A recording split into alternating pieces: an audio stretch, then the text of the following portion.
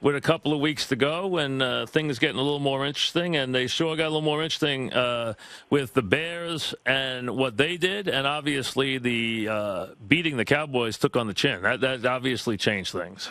Well, yeah. I mean, it did, but then it didn't from the standpoint that the Cowboys, if they win their last 3 games, they still make the playoffs. But it's just interesting with this team. It seemed, prior to the Chicago game, having won a couple games, that they were maybe starting to turn the corner and be the team that they've been talking about being all year long. I mean, I mentioned it before that from the first time I started visiting with the Cowboys, players, coaches, and anyone else, they would say, hey, this team feels different. The locker room feels different. They're much more confident than they've been in years past, and yet they've kind of been the same team that we've seen over the years. And to go out there on Monday night and play, no more competitively than they were able to, I think sends up a lot of red flags. But, having said that, they're still in it, and this is a huge game on Sunday with the Packers for both teams. I initially thought that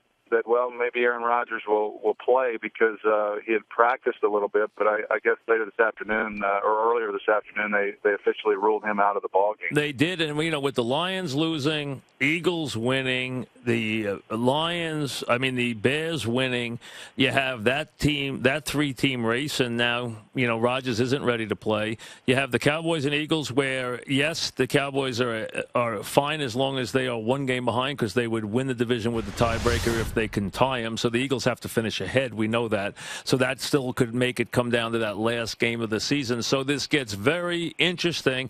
And then you have, the Saints doing what they do. So the Panthers are sitting there. Arizona trying to push their way in with the Panthers and the Niners. So the NFC of the two, far more interesting down the stretch. The only real drama in the AFC